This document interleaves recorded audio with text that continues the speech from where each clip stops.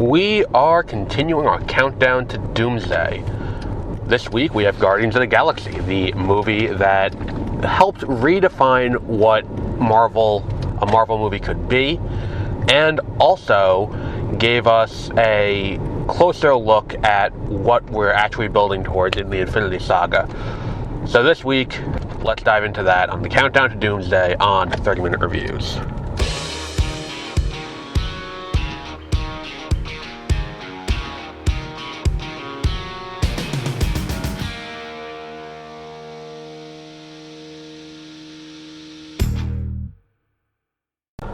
Good morning and welcome to 30-minute reviews on the countdown to Doomsday. I am Adam. This week, we are now a little over halfway through Phase 2, because there are 6 movies in Phase 2, because it goes from Iron Man 3 through Ant-Man, and then we go on to Phase 3 after that. So 6 movies. This is now the 4th. All that's left are Ant-Man and Age of Ultron after this, and the point in all of that is not just me rambling for the sake of rambling. It's the point is, this is the point where the MCU kind of fundamentally changed. And let me see up at me. This is the point where the MCU went from being like serviceable movies that, are mostly entertaining and you can expect to have a good enough time seeing them, because even the really bad ones are not, abysmal. And that's kind of a big deal when it comes to making something like, a movie like this. It is kind of a point where it's like, oh, these can be something more. And with Guardians of the Galaxy, this entirely comes down to, James Gunn, who would go on to do 2 more Guardians movies, consult heavily on Infinity War and Endgame, and is now the head of DC Studios, and oversaw, Superman and, a bunch of TV shows, and also the second Suicide Squad movie. And fundamentally, kind of where I am on this, watching this whole, Guardians of the Galaxy as a whole, I think holds up very well. It being this kind of it feels massive stakes, and it feels a lot bigger than it is. And yes, you know what? Ronan is underdeveloped. I'm not going to say that Ronan is a perfect villain. He's not the most developed of villains. And I think that that's kind of an issue with this movie. And if there is an issue to be had, it's the underdeveloped nature of Ronan the Accuser. I think that the entirety of this is, allowing a filmmaker to showcase their specific style. In a way that, a lot of the other directors who came in were kind of studio filmmakers. And I'm not saying that in a derogatory way. I mean, what's his name? The Russo brothers are, there's nothing about The Winter Soldier that is this is, their style movie. There's nothing about, about when we get to, you can see Whedon all over the Avengers and Age of Ultron, but there's nothing really, filmmaker driven beyond that. Maybe Joe Johnson, we could say, for Captain America. But really that might just be because we can compare it to The Rocketeer and be like, oh, well, we see the DNA of that, here, and that's kind of interesting. But yeah, I think that the fundamental place that Guardians occupies is the defining moment for the MCU, where it's look, we can make money and we can make a good movie about anything. And the lesson was, let's trust the filmmaker to do what we are paying him to do. We have this person, we are paying a lot of money to get a movie made from this person. Let's just trust what they're doing and let them do what they have to. Give them guidelines. Look, Guardians of the Galaxy does do a lot of narrative groundwork for the wider MCU. It does allow Thanos the space to, to develop as a villain, and introduce him and his motivations, and introduce him as this overarching bad guy who is now in consecutive appearances in the MCU betrayed by someone he hires to get an Infinity Stone for him. So that's it does make a little more sense when we get to the post-credit scene of Age of Ultron, where he's like, fine, I'll do it myself. But it's this idea of like, we're introducing this, we're explaining the lore of the Infinity Stones, where it's like, in the beginning there were the 6 singularities that combined to become, have this great power. We get the first look at a Celestial, who we end up seeing a lot more of in Eternals. And I would always prefer, and we'll get to this more in a few weeks or months from now when we get to Eternals, I would always prefer a meh but filmmaker-driven movie than a bland studio movie, which is like, I really like Eternals, which is another one of these big filmmaker-driven things, and like you can see, Chloe Zhao all over that movie. I just think that's always the thing that I would prefer. And I'm not saying Guardians of the Galaxy is bad by any stretch of the imagination, don't get me wrong. What I am saying is Guardians of the Galaxy is, what's the one I'm looking for here? It is interesting in so much as this is one that I think that if you pitched it to people years ago, it's the kind of thing that people have been like, do I really, is this something that's really going to be for me? Is this going to work? It's like, so you got a team of like a human who is abducted, you have, Green Space Lady, and her sister, who is a bad guy in this movie, you have a talking raccoon, you have, Drax, who's, Drax, and I think too, Dave Bautista gets knocked out of the park as Drax, so we only talk about that. And then you have, what's his name? You have, a giant talking tree that can only say, I am Groot. It's an interesting situation to put these characters in, and it's just one of those things where it's like, yeah, there are some things that don't necessarily work. Like, I think the death of Groot, I think, doesn't really work.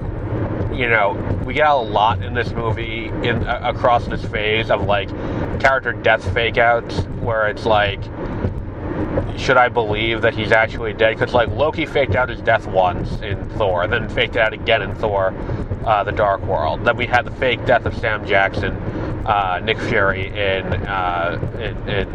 The Winter Soldier.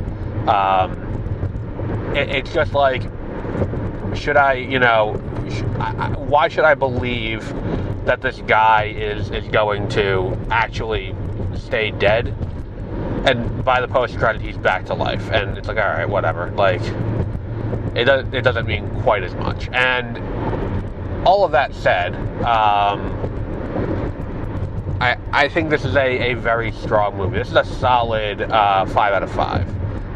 But we'll talk more about the universe implications and what the MCU post-Endgame could have learned from this movie after this. If you want all things Star Wars every week, follow Exploring Hyperspace Lanes on Spotify and check us out at mwpnews.com. So, we talked earlier about how the MCU really built out the mythos of the Infinity Stones and Thanos in this movie. Every character has a tie back to Thanos. You have, like Drax's wife and daughter were killed by Thanos and his armies. You have, Gamora is the daughter of Thanos, and, you have all this stuff tying back. And it's like, yes, Ronan is the bad guy in this movie, but Thanos is the threat that is like above and beyond everything, and that's going to come to a head in Infinity War and Endgame. And it's an interesting situation to put these characters in, because everyone is inherently tied back to this one guy. The problem with that, though, and there is a problem with that, is that when you get to, Thanos getting killed in Infinity War, or in Endgame, when he gets killed, that leaves a lot of characters kind of, floating in the wind with, like, what am I going to do with this character now? We've the thing to resolve our plot thread is now gone, so how do we do that? And the big issue that kind of exists in this, and I think what they should have done going forward, and we've talked at length about this across here, across other podcast episodes on this channel, the idea that, like, Disney did not know. Disney was in the middle of acquiring 20th Century, and I do firmly believe that part of the reason why the MCU kind of became what it is this idea that the Marvel Studios was the golden goose that Disney cut open to show value in Disney Plus and the Fox acquisition. So you get a bunch of Disney Plus shows, and you get a bunch of weird decisions at Marvel Studios, mostly relating to how they're going to handle these new characters they've acquired by Fox. And I do think it's interesting, too, that Jean Grey is debuting, it seems, in a Sony movie, even if it is in the MCU. But all of that said, I do find it kind of interesting that, what this movie does, on top of introducing these 5 characters, is it does lay the narrative groundwork for the Infinity Stones. We had heard the term Infinity Stones before. They mentioned it in Thor: The Dark World. They had mentioned it in, what's it called? This isn't the first time they had mentioned these items. And, and the Collector was introduced previously in Thor: The Dark World in the post-credit. Now, the big thing with this was,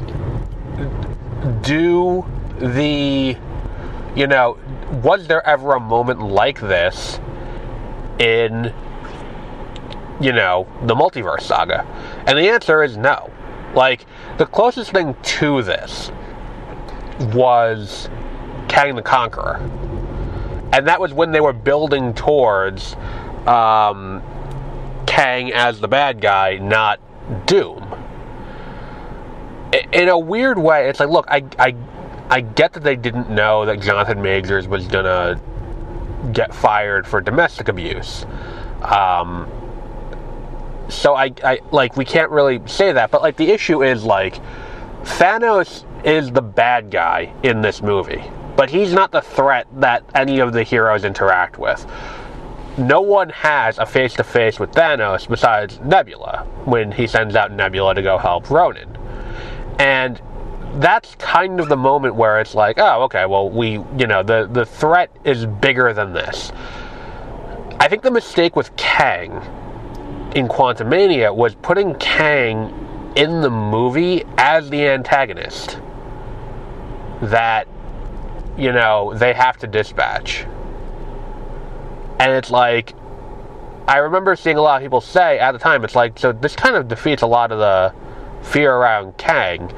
If Ant-Man and the Wasp can kill him, like, someone like Captain Marvel will be able to tear through them like paper. Like, I don't understand, like, what the threat here is. And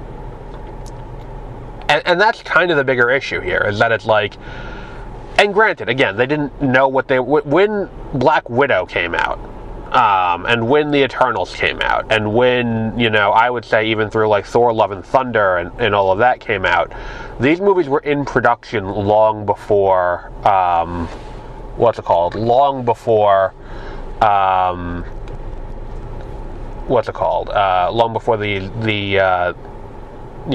the announcement of the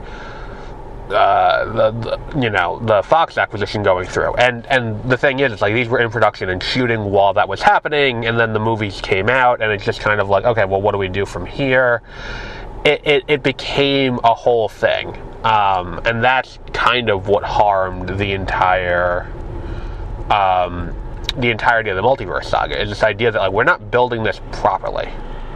We're not building out what's going on here properly. And fundamentally, that's kind of the big issue that this this entire saga had. And that's, again, I don't know if that's specifically Marvel Studios' fault. I think that, like, you know, broadly that is the, you know, the fault of, like, you know, Disney and possibly corporate mandates and other things like that. But we'll see. I think that's a good place to wrap up for today. Again, Guardians of the Galaxy, 5 out of 5. It is a complete masterpiece from Marvel Studios. It is fantastic, and it just does a great job the entire way through of being the movie you need it to be, both from a wider universe perspective and also from a, what's the one we're looking for here? From a universe perspective and also from a an individual, you know, movie perspective. It works on both levels. And the soundtrack, we didn't even talk about the soundtrack, like, it's so good.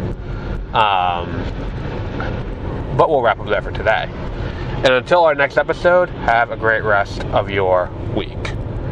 Before you go, I also write fiction. My newest novel, Succession Planning, is out on August 28th, available both in paperback and an ebook. It follows a journalism grad stuck managing a store while the owners wage a quiet war over who takes over the business. It's about ambition, inertia, and taking the easiest choice. The link is in the description. That's Succession Planning, out on August 28th.